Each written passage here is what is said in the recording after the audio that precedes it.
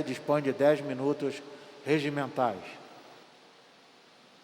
Obrigado, presidente, deputado capitão Paulo Teixeira, senhoras deputadas, senhores deputados, cidadãs e cidadãos que nos assistem pela TV Alerj e nos seguem pelas redes sociais. Senhor presidente, eu quero novamente hoje fazer algumas notas, como fiz na semana passada e como de certa forma fez agora o meu antecessor nesta tribuna virtual, o deputado Luiz Paulo. A primeira nota que quero fazer é a seguinte: o Brasil vive uma situação dramática em relação à pandemia do novo coronavírus. Tragédia sanitária e humanitária de grandes proporções, mais ainda em função da maneira irresponsável ou até mesmo criminosa com que o governo federal, particularmente o presidente da República, desde o início, se conduziu face à pandemia. Um dos símbolos desta situação é que o Brasil, em plena pandemia, deputado Luiz Paulo, permanece com um ministro interino da Saúde. É uma coisa impressionante. Ministro Eduardo Pazuello não é o titular efetivo do Ministério da Saúde. É impressionante como um país, em plena pandemia, sequer tem uma estrutura de gestão da saúde estável. Faço esse link porque, embora interino, o ministro recentemente produziu mais uma pérola, infelizmente uma pérola de muito mau gosto e, além disso, inconstitucional.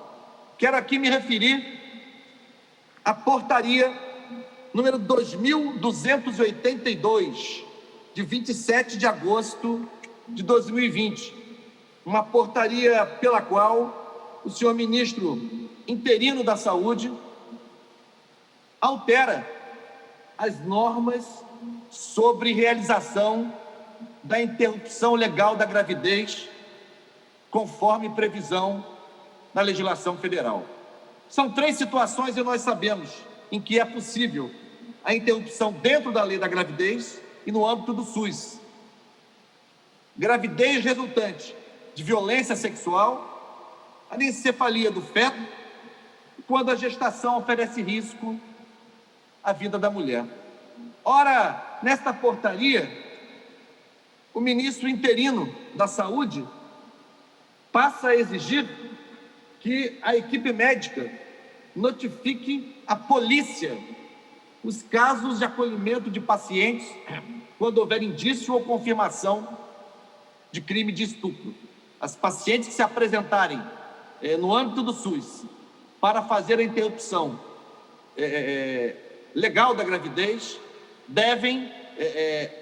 esses casos devem ser comunicados pela equipe médica à polícia numa situação de constrangimento adicional a esta mulher já violada, ultrajada e humilhada, vítima desse crime hediondo. Mais do que isso, a portaria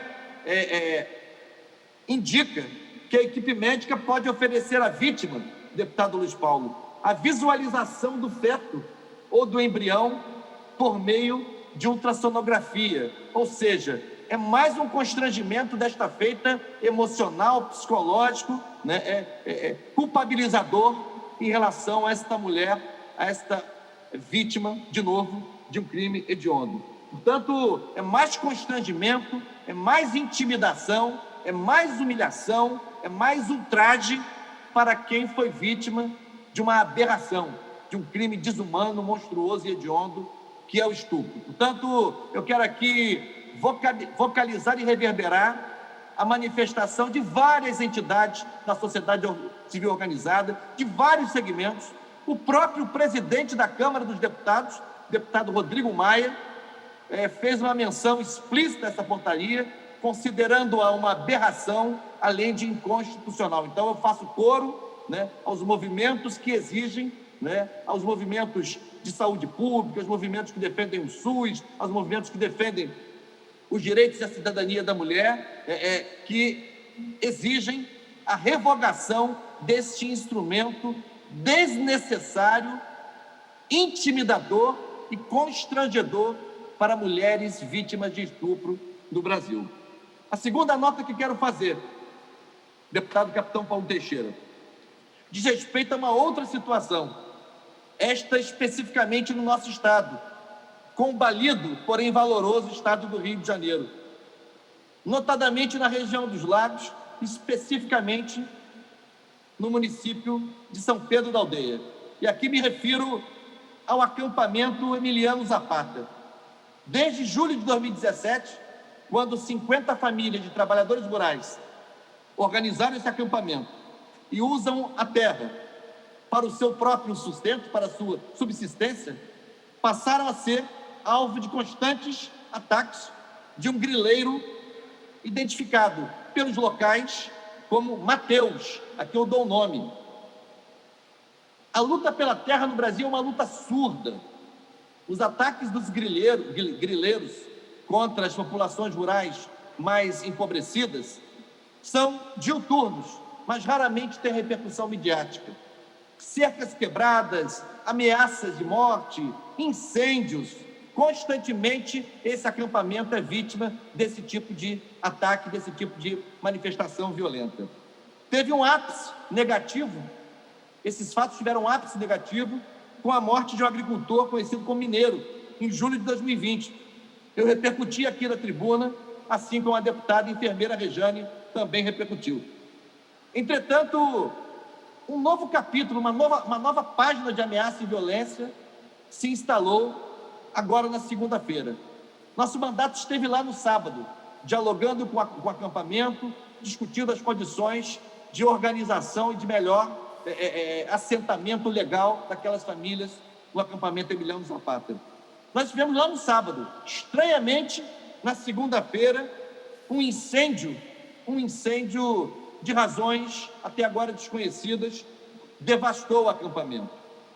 Depois do incêndio, na segunda-feira, curiosamente, como se já tivesse preparado, uma onda de falsas notícias começou a ser espalhada nas redes sociais, acusando os próprios agricultores de responsáveis pelo incêndio e pela queimada. Sem ordem judicial, sem que o delegado responsável daquela jurisdição, daquela área, sem que o promotor daquela região tivesse conhecimento, policiais compareceram ali ao lado de capangas desse grileiro, intimidando as lideranças. Eu vou, inclusive, manifestar diretamente esse fato ao comandante da região, ao comandante da Polícia Militar da região. Chama muita atenção que os policiais já tenham abordado o acampamento, logo após essa campanha difamatória, que por sua vez se deu logo após um incêndio absolutamente estranho, logo após a visita do nosso mandato a esse acampamento, e os capangas desse grileiro transitando ali como se fossem auxiliares, como se fossem companheiros, como se fossem parceiros, né, das autoridades policiais que ali apareceram em tom ameaçador, sem mandado, sem ordem judicial, sem sequer conhecimento do delegado de polícia. Tanto, tudo leva a crer que a premeditação e a concatenação nesta sequência de fatos.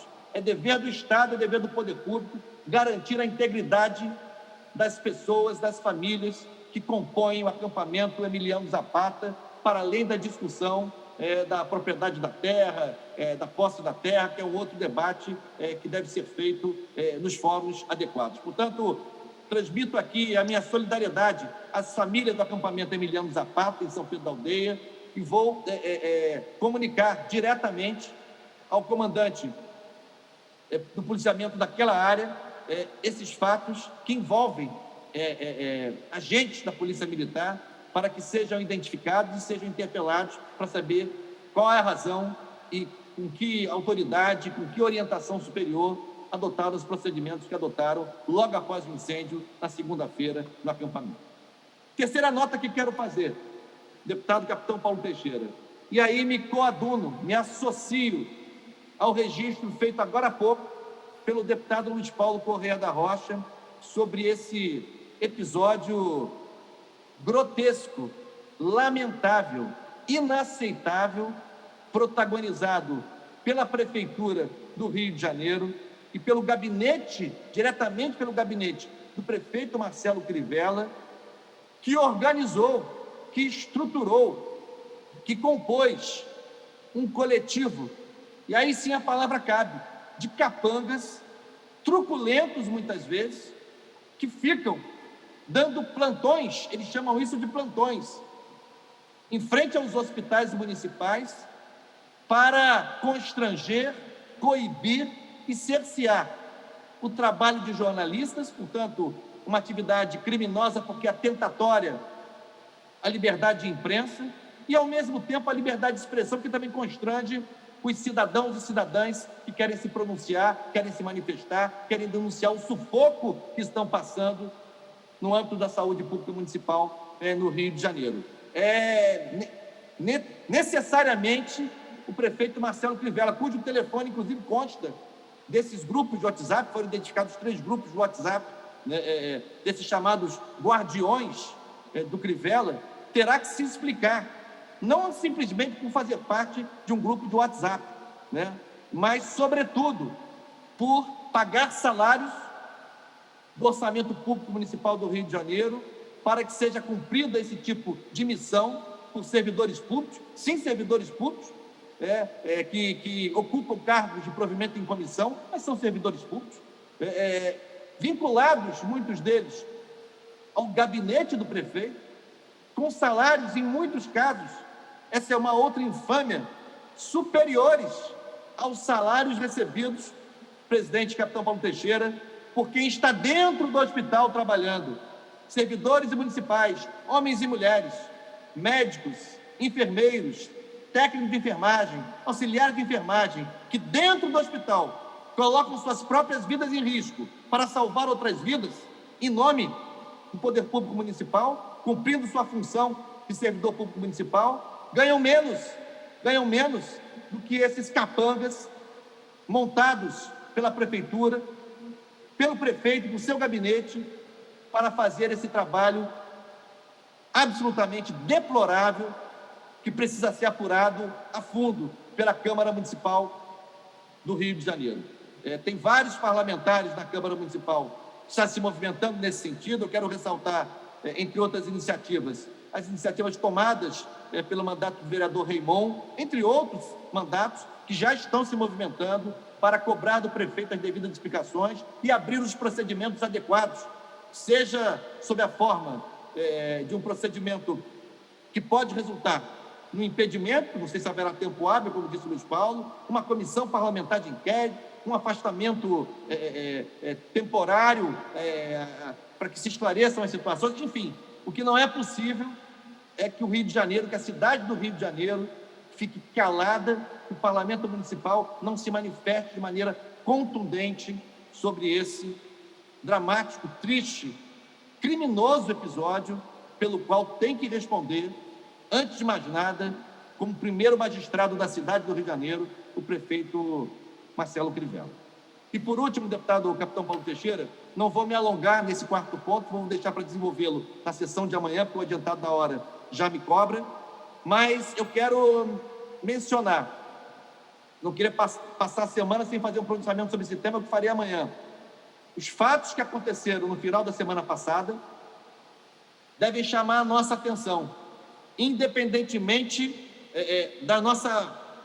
do nosso posicionamento político sobre o governo Witzel. E eu que integro a bancada de oposição de esquerda na Assembleia Legislativa. Eu que integro a comissão especial do impeachment nessa Assembleia, que o STF validou, como a gente não tinha dúvida que acontecesse, que todos os passos têm sido precisos e zelosos desde o início, e que reconheço que são muito robustos os indícios e as acusações que pairam sobre a administração estadual e particularmente sobre o governador Wilson Witzel, governador afastado, mas ainda assim, quero encerrar dizendo, eu vou desenvolver amanhã, não podemos, mesmo que seja um adversário político, mesmo que seja um oponente político, não podemos tolerar, de maneira banal, um processo de criminalização da política. Isso é inaceitável. Não podemos aceitar, de maneira nenhuma, né, que haja um apequenamento do poder legislativo no Brasil e, portanto, um desrespeito ao princípio constitucional da separação entre os poderes.